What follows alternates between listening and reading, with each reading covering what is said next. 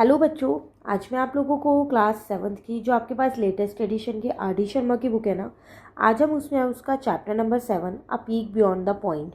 मतलब ये आपके पास एनसीईआरटी में चैप्टर नंबर 3 है, लेकिन आर डी शर्मा की बुक में ये आपके पास चैप्टर नंबर 7 है। तो आज हम इसको स्टार्ट कर रहे हैं। ठीक है, तो हम अपनी एक्सरसाइज 7.1 करते हैं आज की क्लास में। अगर मैं आपको एक बार एक्सरसाइज दिखाऊं तो टोटल आपके पास 7 ही क्वेश्चन है इस एक्सरसाइज के अंदर। तो चलिए स्टार्ट करते हैं। यहाँ पर क्वेश्चन नंबर 1 है आपके पास। यहाँ पर आपसे क्या कह रहा है, right the following length in 1/10। आपको क्या करना है कि ये जो भी लिखी हुई है, जितनी भी लेंथ लिखी हुई है उनको 1/10, TENTH वाला 10th है ये। ठीक है, टेंस नहीं है, तो आपको 1/10 में लिखनी है। कैसे लिखोगे आप इसको यहाँ पर, तो आपको क्या कर देना है, इन सबको चेंज कर देना है। मतलब यहाँ पर 7/5/10 है फर्स्ट पार्ट। यहाँ पर देखो 7/5/10 है, खाली आपको ये एक होल यूनिट है अभी 7, और 5/10 जो है वो 10th पार्ट है। पर आपको सिर्फ वो आपसे पूछ रहा है फॉलोइंग लेंथ इन 1/10 में लिखो। तो कितनी होगी इसकी, तो 75/10 हो गया। इसको मैंने इंटू किया 10 को 7 से, 70 + 5 75। तो जो इसका आंसर आया फर्स्ट वाले का, वो आंसर आया 75। ठीक है, तो आप लिख सकते हो 75/1/10 ऐसे। सिमिलरली जो आपके पास सेकेंड पार्ट है वो है 12 3/10, यही है।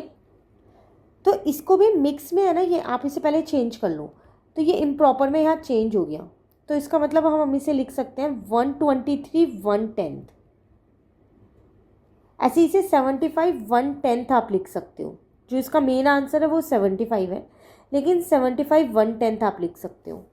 ठीक है, थर्ड पार्ट है ये आपके पास, आंसर नंबर 1 है। थर्ड पार्ट है आपके पास 4 9/10 है। तो 10 इंटू में 4 40 + 9 49 हो जाएगा। तो इसका मतलब आप इसे लिख सकते हो 49/1/10। क्लियर हो गया। फोर्थ पार्ट है आपके पास 15 3/10। तो 15 को 10 से इंटू किया तो 150, तो 150/10। इसका मतलब ये हो जाएगा 153/1/10। ठीक है, तो आपको इन सबको 1/10 में लिखना था, तो वो हमने यहाँ पर लिख दिया। Clear first part. चलिए सेकंड वाला क्वेश्चन है, right the following 1/10 in terms of unit. अब इन्हें यूनिट्स में लिखना है। यूनिट मतलब अब यहाँ पर 99/10 है। ठीक है, तो इसमें जो इसकी होल यूनिट है उसे अलग करना है, और जो 10th वाला पार्ट है उसे अलग लिखना है। ठीक है, ऐसे ऊपर वाले पार्ट की तरह करना है इसको। तो अब इसको आप कैसे करोगे, जैसे 99 है आपके पास, 99/10 है। तो देखो 99 को आप क्या लिख सकते हो, 90 + 9/10 लिख सकते हो। अब ये 10 जो है ना वो आप दोनों के नीचे लगा दो, 90 के नीचे भी और 9 के नीचे भी। तो 0 से 0 कट गया, तो यहाँ आ जाएगा 9। ठीक है, + 9/10। तो इसका मतलब इसका आंसर आ गया 9 9/10। होल यूनिट भी आ गई और 10th वाला पार्ट भी आ गया। क्लियर है। उसी तरह अगर हम इसका सेकेंड पार्ट देखें तो वो है मेरे पास 187/10। अब इसको कितना लिख सकते हो आप, इसको मैं लिख सकती हूँ 180 + 7/10। तो दोनों के नीचे 10 अलग अलग लिख दो, 180 के नीचे भी और 7 के नीचे भी। 0 से 0 कट गया, तो यहाँ गया 18 + 7/10। इसका मतलब 18 7/10 आपका आंसर आ गया। क्लियर है। थर्ड पार्ट देखो, अभी 2 पार्ट और है, एक ही 2 पार्ट और है तो अच्छे से आ जाएगा। अब है 19/10, तो इसे लिख सकते हैं 10 + 9/10। अब 10 के नीचे भी 10 लिख दो, 9 के नीचे भी। मतलब मैं क्या कर रहा हूँ, इस 10 को इन दोनों के नीचे लिख देती हूँ अलग अलग। 0 से 0 कट गया, तो 1 + 9/10। तो आपका आंसर आ गया 19/10। क्लियर हो गया। फोर्थ पार्ट है 11/10। तो उसे 10 + 1/10 लिख सकते हो। अब इसके नीचे भी 10 अलग से लिख दो और इसके नीचे भी, क्योंकि जब डिनोमिनेटर में जो नंबर होते हैं ना वो ऊपर न्यूमरेटर में सबके साथ होता है। ठीक है ना, 0 से 0 कट गया, तो ये 1 + 1/10 आ गया। तो आपका आंसर आ गया 1 1/10। क्लियर है क्वेश्चन नंबर 2 भी। चलिए क्वेश्चन नंबर 3 आपके पास यहाँ पर कह रहा है arrange the following length in increasing order, इन्हें इंक्रीजिंग ऑर्डर में अरेंज करो। तो देखो ध्यान से देखो, सिर्फ 3 ही लेंथ है आपके पास, नहीं 3 नहीं है, एक ये वाली लेंथ है, कॉमा से सेपरेट हुई हुई है, इस चीज़ का ध्यान रखना, ठीक है। एक ये वाली लेंथ है आपके पास, एक ये वाली लेंथ है, एक ये वाली लेंथ है और एक ये वाली लेंथ है। तो सिर्फ एक 185/10 वाली ऐसी लेंथ है जिसमें होल नहीं है, पूरी यूनिट नहीं है, जैसे इसमें 7 है, इसमें 4 है, इसमें 25 है, इसमें 12 है, सिर्फ इसी के अंदर नहीं है ना। तो अगर मैं इसको स्प्लिट करना चाहूँ, एक बार अगर मैं यहाँ पर देखूँ तो 185/10 है, तो मैं उसे 180 + 5/10 लिख सकती हूँ। अब मैं इसके नीचे का 10 दोनों के पास लिख दिया मैंने, कट हो गया, तो ये आ गया 18/5/10 आ गया ना। तो आप इसको ऐसे चेंज करके देख सकते हो। अब अगर आपको अरेंज करनी है तो आप इजीली इसको अरेंज कर सकते हो। सबसे पहले आपके पास है 4/5/10, उसके बाद आएगी 7/3/10, फिर आएगा 12/3/10, ठीक है। इंक्रीजिंग ऑर्डर में करना है तो आप कॉमा की जगह यहाँ पर ऐसे लिख सकते हो। देन उसके बाद आएगा 185/10, क्यों? क्योंकि वो 18/5/10 को रिप्रेजेंट कर रहा है। फिर आएगा 25/5/10। लो, हो गया आपका इंक्रीजिंग ऑर्डर में अरेंज। क्लियर हो गया क्वेश्चन नंबर 3। क्वेश्चन नंबर 4 में अब आपसे क्या कह रहे हैं यहाँ पर, कह रहे हैं of the given sequence of numbers identify the change after each term and extend the pattern to 4 more terms. आपको यहाँ पर पैटर्न दे रखा है, आपको देखना है कि इन पैटर्न में हर टर्म के बाद कितना चेंज आ रहा है। एक फिक्स अमाउंट से ही चेंज आ रहा होगा। उसके बाद आपको इस पैटर्न को कंप्लीट करना है और आगे की 4 टर्म्स और लिखनी है।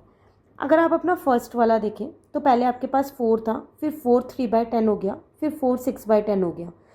तो हर बार जो चेंज आ रहा है इसके अंदर वो 3/10 का आ रहा है, 3/10 से इंक्रीज़ हो रहा है ना। अब 4 6/10 के बाद आ जाएगा 4 9/10, 3/10 से इंक्रीज़ कर दिया, फिर 3/10 से इंक्रीज़ किया तो 5 2/10, 5 5/10 हो जाएगा एंड 5 8/10 हो जाएगा। यहाँ पर एक क्वेश्चन है कि हम इसको इंक्रीज़ कर कैसे रहे हैं। कई बार हमारे को ये भी डाउट रहता है कि हम ये इंक्रीज़ नहीं कर पा रहे हैं। तो देखो 4 6/10 में आप क्या करो, 3/10 प्लस कर दो, तो इन दोनों को प्लस करोगे तो 4 9/10 आ जाएगा। सिमिलरली 4 9/10 में क्या करो, 3/10 को प्लस कर दो, तो 4 12/10 आ गया। बट यहाँ इससे बड़ा है तो ये इसे कैरी दे देगा 1, तो 5 2/10 आ जाएगा। ये रहा। क्लियर है, पता चल गया कैसे इंक्रीज़ हो रहा है। चलिए नेक्स्ट वाले में कह रहा है 8 2/10, 8 7/10, 9 2/10। पहले आप चेंज बताओ कितने से चेंज आ रहा है। तो देखो 2 के बाद 7 आ गया, फिर 2 आ गया, तो 5/10 का चेंज आ रहा है ना। तो ये चेंज मैं यहाँ लिख रही हूँ कि 5/10 का चेंज आ रहा है। जो चेंज है वो मैं यहाँ पर लिख रही हूँ साइड में, ठीक है। नाउ इसको आगे इंक्रीज़ करो तो अब आपके पास आ जाएगा यहाँ पर 9 7/10 आएगा ना। फिर इसमें 5/10 प्लस करोगे तो 10 2/10, 10 7/10 हो जाएगा। उसके बाद 11 2/10 आ जाएगा। क्लियर हो गया सेकेंड पार्ट। चलिए थर्ड पार्ट में आपसे क्या कह रहे हैं, 7 6/10, 8 7/10, 9 8/10। बिल्कुल ध्यान से पैटर्न को देखो। 7 के बाद 8 आ गया, 6 के बाद 7 हो गया, 8 के बाद 9 आ गया, 7 के बाद 8 हो गया। तो कितने का चेंज आ रहा है, कैसे पता लगाएंगे। तो आपको कुछ नहीं करना, यहाँ पर आप यहाँ इन दोनों को सब्ट्रैक्ट करके देख लो। 8 7/10 में से 7 6/10, तो आपको चेंज पता चलेगा। 8 7/10 माइनस 7 6/10। तो देखो 7 में से 6 जाएगा तो 1/10, 8 में से 7 जाएगा तो 1। इसका मतलब इतने का चेंज आ रहा है। क्लियर है। तो ये चेंज आप यहाँ लिख दो कि 1/10 का चेंज आ रहा है। अब इसमें 1/10 प्लस करोगे 1/10, तो 9 का 10 हो जाएगा, 8 का 9/10 हो जाएगा, ठीक है। अब अगला देखो, इसका अगला कैसे करेंगे वो यहाँ पर समझो पहले। 10 9/10 में 1/10 प्लस कर दो, 1/10। तो 10 + 1 एक साथ लिखा, 9/10 और 1/10 एक साथ लिखा, तो ये तो 11 हो गया। यहाँ 10/10 हो गया, कट होके ये 1 बन गया। 11 + 1 12 आ गया। तो यहाँ पर सीधा सीधा 12 आएगा, ठीक है। फिर इसमें 1/10 लिखा तो ये आ जाएगा। फिर 1/10 करेंगे तो ये आ जाएगा। ठीक है, अब फोर्थ वाला देखो, 5 7/10, 5 3/10, 4 9/10। तो यहाँ पर 5 7/10, तो अगर आप इनमें चेंज देखो तो ये डिक्रीज हो रहे हैं, पर चेंज तो हो रहा है। तो अगर आप यहाँ पर 5 7/10 में से किसको सब्ट्रैक्ट कर दोगे, 5 3/10 को, तो 7/10 में से 3/10 जाएगा तो 4/10 आएगा। इसका मतलब क्योंकि 5 में से 5 गया तो 0 ही आएगा, तो इसका मतलब इसमें जो चेंज आ रहा है वो कितने से आ रहा है, 4/10 से आ रहा है।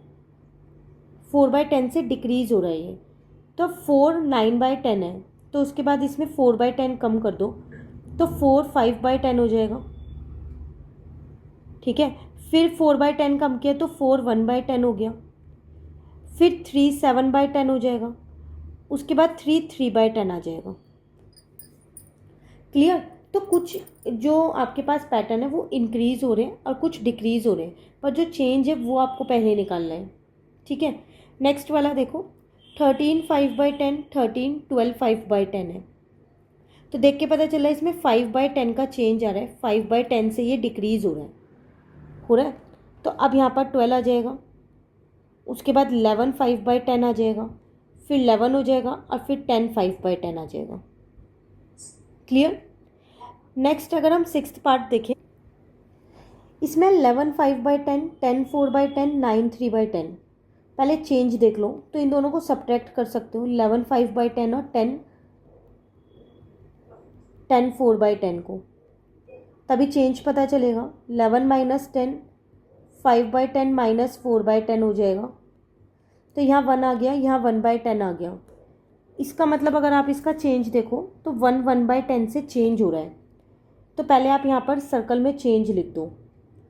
अब आगे की 4 यूनिट्स आपको लिखनी है, तो इसमें आपको क्या करना पड़ेगा, सब्ट्रैक्ट करना पड़ेगा, क्योंकि ये डिक्रीजिंग ऑर्डर में है, चेंज हो रही है, घटते ही जा रही है। तो 8 2/10 हो जाएगा, 7 1/10 हो जाएगा, फिर 6 आ जाएगा, क्योंकि 1 1/10 डिक्रीज हो गया। अब इसमें से 1 1/10 डिक्रीज करोगे तो 4 9/10 आ जाएगा। क्लियर है। ये था क्वेश्चन नंबर 4 आपके पास। नाउ क्वेश्चन नंबर 5 में आपसे क्या कह रहा है, Arushi is measuring some of her body parts, the length of आरुषि's lower arm is 3 7/10 units and that of her upper arm is 4 5/10 units. What is the total length of her arms? कह रहा है एक गर्ल है, वो अपने कुछ body parts को मेजर कर रही थी, उसके लोअर आर्म की लेंथ दे रखी है, अपर आर्म की दे रखी है, टोटल लेंथ पूछ रहा है। तो दोनों को प्लस कर दूंगी तो टोटल लेंथ आ जाएगी। तो कैसे निकालेंगे हम यहाँ,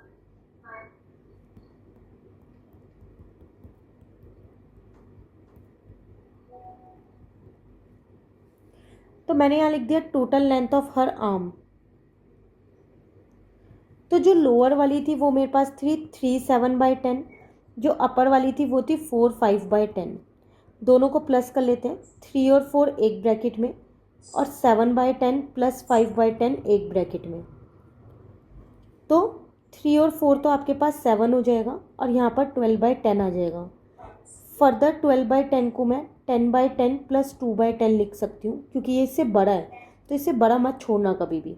ये कट हो गया 1, तो 7 + 1 + 2/10 आ गया।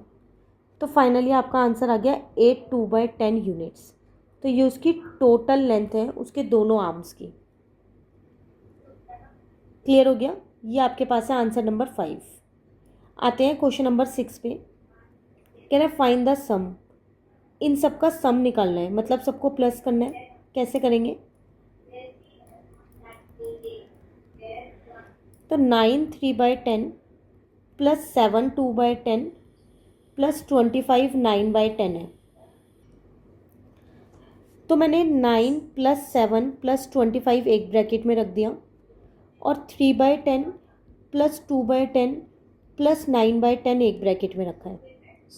ठीक है, अब आप क्या करो, जो होल यूनिट है उनको तो एक साथ प्लस कर लो। जैसे कि 25 9 और 7 को आप प्लस कर सकते हो, तो 16 + 25 करोगे तो आपका आंसर 41 आ जाएगा। ठीक है, और यहाँ पर 3 + 2 5 और 5 में अगर आप 9 को प्लस करते हो तो 14/10 आ गया। अगेन ये इससे बड़ा है 14, तो इसको मैंने स्प्लिट कर दिया 10/10 प्लस 4/10 में, ठीक है। 4 अलग कर दिया, 10 अलग, क्योंकि ये कट होके 1 हो जाएगा। तो 41 प्लस 1 प्लस 4/10 है। फाइनली आंसर आ गया 42 4/10। क्लियर हो गया। ये था आपके पास आंसर नंबर 6। चलिए अब आंसर नंबर 7 पे आते हैं। क्वेश्चन बोल रहा है फाइंड द फॉलोइंग डिफरेंस। आपको क्या करना है, इनको सब्ट्रैक्ट करना है। तो कैसे करेंगे सब्ट्रैक्ट, जैसे ऐड किया है ना वैसे ही सब्ट्रैक्ट करेंगे। देखो यहाँ पर करते हैं इसको। फर्स्ट पार्ट है 21 7/10 माइनस 9 5/10। तो 21 माइनस 9 इधर लिख दो, प्लस 7/10 माइनस 5/10 इधर लिख दिया। बीच में प्लस ही रहेगा, इस चीज़ का ध्यान रखना, ठीक है। 21 में से 9 जाएंगे तो 12 बचेगा और यहाँ 2/10 बचेगा। तो फाइनली 12 2/10 आंसर आ गया। ये मत सोचना सब्ट्रैक्ट करना है तो दोनों ब्रैकेट के बीच में सब्ट्रैक्शन का साइन लगाऊं, नहीं, वो ब्रैकेट के अंदर हमने लगा दिया है सब्ट्रैक्शन का, ठीक है। सेकेंड पार्ट है 18 3/10 माइनस 7 9/10। तो 18 और 7 को एक ब्रैकेट में लेंगे और 3/10 और 9/10 को एक ब्रैकेट में लेंगे। सब्ट्रैक्ट करना है इसलिए ब्रैकेट के अंदर सब्ट्रैक्शन का साइन लगाया है, ठीक है। नाउ ये 11 हो गया और यहाँ पर आ गया माइनस का 6/10, क्योंकि 3 में से 9 गया 6 बचेगा। तो 11 माइनस 6/10 है, पर आप इसे माइनस में नहीं छोड़ सकते। तो अब आप क्या करोगे, 11 को लिख दोगे 10 + 1, ठीक है। और इस 1 का क्या करोगे, इस 1 को 10/10 लिख दोगे।